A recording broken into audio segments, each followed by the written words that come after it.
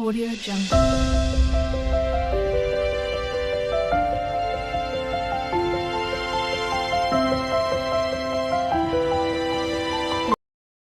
Welcome to new try bro. நேயர்களுக்கு வணக்கம். வணக்கம். நம்ம இங்கே தமிழகத்தில் ஒழுக்கி கொண்டிருக்கிற அதே விஷயந்தான். என்னென்னா இரண்டு காதல் ஜோடி மரணம், அதாவது ஆணவ படுகொலை அப்படின்னு சொல்லலாம். ஏன்னா இது ஆணவ படுகொலைன்றது உறுதின்றதுக்கு சோஷியல் மீடியா ஃபுல்லாக வந்து பார்த்திங்கன்னா ஆணவ படுகொலைன்ற சொல்ல வராங்க. ஒரு சிலர் கருத்து வந்து பார்த்திங்கன்னா இது வந்து தற்கொலைன்றாங்க. காதல் ஜோடிகள் திருமணம் பண்ணாமல் இறந்துட்டாங்க, அவங்க ரெண்டு பேரும் லவ் பண்ணி இறந்துட்டாங்க, தற்கொலை பண்ணிக்கிட்டாங்கன்னு ஒரு சிலர் சொல்கிற கருத்து இருக்குது. ஒரு சிலரோட கருத்து கண்டிப்பாக வந்து இது ஆவண படுகொலை தான். ஏன்னா அந்த இறந்தவர் வந்து தலித் சமுதாயத்தை சேர்ந்தவரா அப்படின்னு சொல்கிறாங்க. அந்த பெண் வந்து பார்த்திங்கன்னா மாட்டு சமுதாயம்னு சொல்கிறாங்க. அது பற்றினா தான் நம்ம தோழர் வந்து இது விஷயமா கேட்டிருந்தாரு. உங்களுக்கு என்ன தோணுதா சொல்லுங்கள்.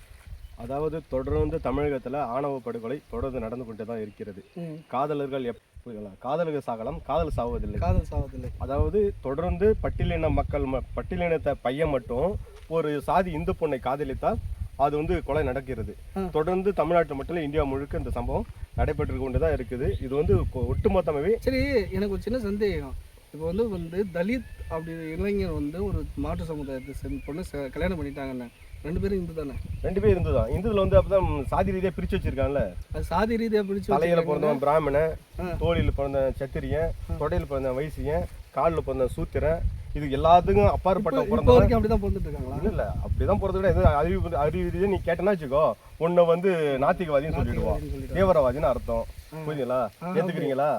அவ சொல்லி வச்சுக்கிறா. அதாவது அதெல்லாம் ஒண்ணு வேணாம், அவ புகுத்தி விட்டு போனது. அது போல சாதி ரீதியாவே இவங்கெல்லாம் வந்து தாழ்த்தப்பட்டவங்க தான், அப்படிதான் இருக்கணும், நாம வந்து உயர்ந்த சாதின்னு சொல்லி இந்த ஒரு கேவலமான சிந்தனையை விதைத்ததால் வந்த விளைவு தான் இன்னைக்கு அந்த இரு காதல் இளஞ்சோடிகள்.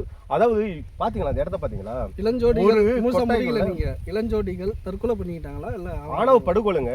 அது எந்த மீடியால எப்படி வேணா சொல்லட்டும், நான் சொல்றது ஆணவ படுகொலை நடந்துட்டு இருக்கு. அதுக்கான முடிவு வரல. அதை வச்சு அதாவது நீங்க கேக்குறீங்க ஒரு கேள்வி என்கிட்ட, அது வந்து கேள்விதான் கேட்டேன். என்ன கேள்வி அப்படின்னா, இது கொலையா இல்ல தற்கொலையான்றது நான் முன்னாடியே கேட்டேன். அதாவது நான் என்ன சொல்றேன்னு வச்சுக்கோ, இப்ப இருவரும் ஒரே இடத்துல இறந்து கிடக்குறாங்க. இருவரும் ஒரே இடத்துல இறந்து கிடக்கிறதுக்கு காதலிச்சாங்க? இல்ல, ரெண்டு பேரும் ஒரு இடத்துல இருந்தாங்கன்னா கண்டிப்பா எஸ்கேப் எங்கன்னா ஓடிட்டு இருப்பாங்க, எங்கன்னா போயிட்டு கண்ணு காணாத இடத்துல போய் வாழ்ந்து இருக்கலாம். ஆனா இருவரும் ஒரே இடத்தில் அடித்து கொல்லப்பட்டு இருக்கார்கள். அதுதான் உண்மை. சரி, அதுக்கு இப்போ வந்து பாத்தீங்கன்னா, ஆமா, நான் இப்போ நம்ம விசாரணையில தெரிய வர போகுது. விசாரணையில கண்டிப்பா தெரிய வர போகுது. ஆமா, கண்டிப்பா இதுக்கான ஒரு விசாரணை. அங்க ரெண்டு வந்து அடிச்ச அந்த கம்பு கடந்தது உண்மைங்களா? உண்மைதான். அதாவது இது வரைக்கும் காவல்துறை எப்போதுமே காவல்துறை வந்து பட்டியலின மக்களை அழுத்துவதே அவருடைய வேலை தான். அதில் எந்த ஒரு மாற்று கருத்து இல்லை. போன ஆட்சியிலும் சரி, அதுக்கு முந்தைய ஆட்சியிலும் சரி, தொடர்ந்து எத்தனையோ ஆட்சிகள் வந்து மாறிக்கொண்டு தான் இருக்குது. ஆனால் இந்த படுகொலை நடந்து கொண்டே தான் இருக்குது. இதுக்கு என்ன தீர்வு வரணும்னு? இதுக்கு வந்து கடுமையான சட்டங்களை நிறைவேற்ற வேண்டும். அப்படின்னா ஏற்கனவே வந்து நிறைய ஆவணப்படம் நடந்துச்சு. இது வரைக்கும் அவங்களுக்கு ஏதாவது வந்து கடுமையான தண்டனை கிடைச்சிருக்கா? கிடைக்கலையே. கிடைச்சிருந்தா ஏன் இது போல நடக்காது? கிடைக்கல. அதுக்கான சட்டத்தை தனியாக ஏற்ற வேண்டும். இது வரைக்கும் இது முன்னாடி இந்த மு.க. ஸ்டாலின் அரசும் ஏற்றவில்லை. அதுக்கு முன்னாடி அந்த எடப்பாடி, அதுக்கு முன்னாடி அந்த ஜெயலலிதா அம்மா, அதுக்கு முன்னாடி இருந்த கலைஞர், யாருமே கொண்டு வரல. புதுசா வந்த ஆட்சி ஜோசப் விஜய் அவர்கள் கண்டிப்பா இதுக்கான நடவடிக்கை எடுப்பார் என்று நம்புறோம். கண்டிப்பா ஆமா.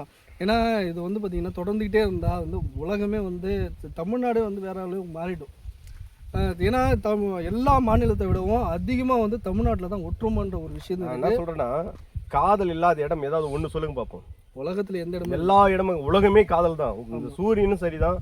சூரியன் வந்து பூமியை காதலிக்குது, பூமி வந்து நிலவை காதலிக்குது, இயற்கை உருவாகுது. இதெல்லாமே காதலால் உருவாகிறது தான். இன்னைக்கு எனக்கு ஒரு குழந்தை இருக்குன்னா அது ஒரு காதலால் உருவாக்கப்பட்ட குழந்தை தான். உனக்கு ஒரு குழந்தை இருக்குன்னா அதுவும் காதலால் உருவானது தான். புரியுதுங்களா? காதல் இல்லாத இடமே இல்லை. காற்று நுழையாத இடத்துல கூட காதல் நுழையும். சரி, ஓகே, நல்ல விஷயம் தான். இவங்களை இப்போ ஒருவேளை இது வந்து உண்மையா இருந்தா, சம்பவமா இருந்தா, இவங்களுக்கு என்ன தண்டனை கிடைக்கலாம்? மரண தண்டனை கொடுக்க வேண்டுங்க. மரண தண்டனை கொடுக்க வேண்டும். கடைசியில் அந்த தண்டனைனா அவங்களும் இறந்து தான் போகிறாங்க. இறக்கட்டுங்க. அதாவது இது ஒரு சம்பவம் தான் அடுத்த காதலர்களை வாழ வைக்கும். புரியுதுல? என்ன ஒரு தவறு செஞ்சுட்டாங்க, என்னங்க சாதி? உனக்கும் ரத்தம் ஓடுது, அந்த பொண்ணுக்கும் ரத்தம் ஓடுது, அவனுக்கு அதே ரத்தம் தான் ஓடுது. இதுல என்ன சாதி எங்கேருந்து வந்துச்சு? புரியுதுங்களா? இது வந்து சாதி மறுப்பு திருமணம், கலப்பு திருமணம் சொல்றது நான் வன்மையாக கண்டிக்கிறேன். அரிசியும் பருப்பும் கலந்தா கலப்பு, அரிசியும் கலக்கும் போது எப்படி அது கலப்பாகும்? மனிதனு உடல் ஒரு கொள்ளும்போது அது எப்படி கலப்பா ஏற்படும், மனிதனும் மிருகமும் கலந்தா கலப்பு. புரியுதுங்களா? இது வந்து ஆணவப்படுகளை சாதி மறுப்பு திருமணத்தை வரவேற்க வேண்டும். கண்டிப்பா. அப்போதுதான் சாதி ஒழியும், மதம் ஒழியும், எல்லாம் ஒற்றுமையா இருக்க முடியும். உங்க கோபம் புரியுது. கண்டிப்பா உங்க கோபம் புரியுது. என்ன விஷயம் அப்படின்னா, இங்க வந்து ஆணவ படுகொலை ரொம்பவும் வந்து பாத்தீங்கன்னா எல்லார் மனசுலயும், நம்ம இங்க இருக்கிற தமிழக மக்கள்ல நிறைய பேர் மனசுல பெரிய தாக்கத்தை ஏற்படுத்தி இருக்குன்றது உண்மைதான். அதே மாதிரி வந்து பாத்தீங்கன்னா இந்த சம்பவத்தை பத்தி நம்ம தமிழ்நாடு முதலமைச்சர் கண்டிப்பா இதை பத்தி எடுப்பாரு எனக்கு நம்பிக்கை இருக்கு. புது ஆட்சி, ஆமா, நல்ல ஒரு நல்ல ஆட்சி அமைந்து கொண்டு இருக்குது. கிட்டத்தட்ட ஒரு 45 நாட்களாக நல்ல ஒரு ஆட்சி தான் போய் கொண்டு இருக்குது.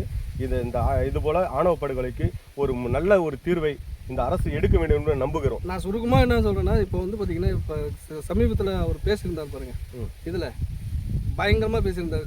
அது மாதிரி அதே ஸ்டைல்ல வந்து ஆமா சட்டசபையில் பேசின அதே ஸ்டைல்ல இந்த ஹேண்டில் பண்ணாருன்னா சூப்பரா இருக்கும். கண்டிப்பா வரவேற்போம். அதை தான் எதிர்பார்ப்பாங்க.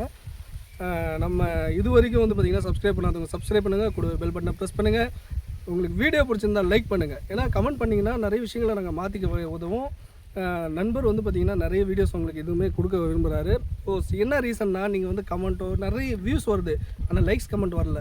ஒரு ஊக்கப்படுத்துங்க, எங்களை கமெண்ட் பண்ணாதான் எது நாங்கள் வந்து சரி பண்ணிக்கணும், எது எப்படி கொண்டுட்டு போகணும் என்று எங்களுக்கு நீங்கள் சொன்னால் அதை நாங்கள் சரி செய்து கொள்வோம். ஆமாம், தொடர்ந்து நம்ம சேனலை ஆதரவு தாருங்கள். நன்றி, வணக்கம். நன்றி.